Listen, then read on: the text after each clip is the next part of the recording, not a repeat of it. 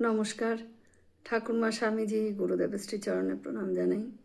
ধ্যানলোকে শ্রীমা শারদা স্বামী চেতনানন্দ মহারাজের লেখা থেকে কিছুটা অংশ পড়ে শোনাচ্ছি। মায়ের শেষ অসুখের সময় আমার স্বামী নিত্য যেতেন উদ্বোধনে মায়ের খবর নিতে। একদিন মাকে তিনি বললেন, আমায় কিছু দেবেন না মা? মা শরৎ মহারাজকে ডাকতে বললেন।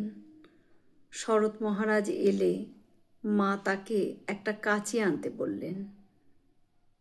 শরৎ মহারাজ কাঁচি আনলে মা নিজের হাতে কাঁচি দিয়ে তার মাথা থেকে কয়েকটা চুল কেটে নিয়ে মহারাজকে বললেন, সামনের কুলুঙ্গিতে একটা ছোট কৌটা আছে, ওটা নিয়ে আসো।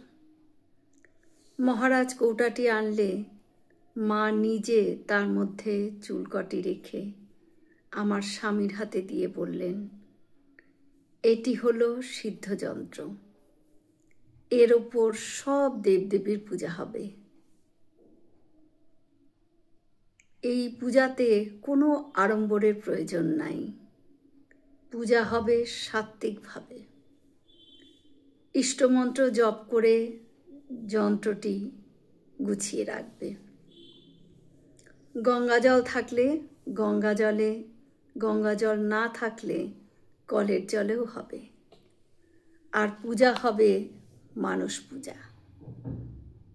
সেদিন আমার স্বামী খালি গায়ে মাথায় করে ওই সিদ্ধযন্ত্র বাড়িতে নিয়ে আসেন। আজীবন মায়ের নির্দেশ মতন তিনি যন্ত্রের সাত্ত্বিক পূজা করে গেছেন।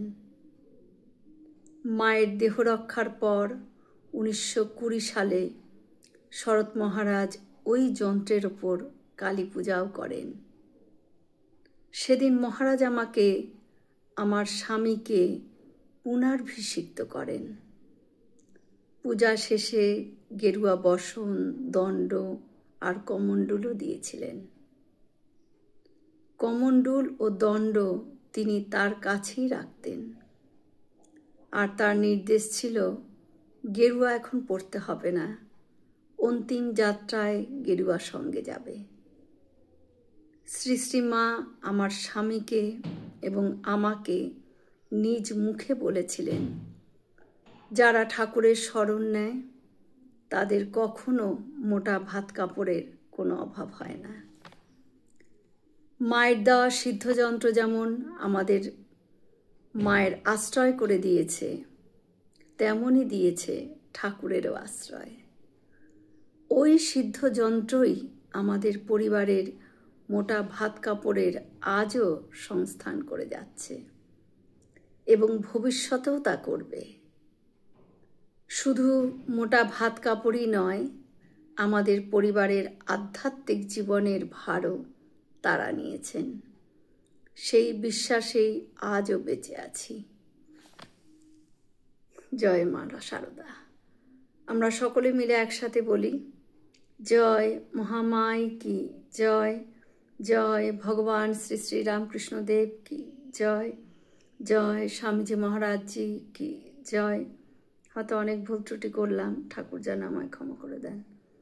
সকলে সুস্থ থাকবেন, আনন্দে থাকবেন। ঠাকুর মায়ের কৃপা দৃষ্টি সকলের উপর বর্ষিত হোক।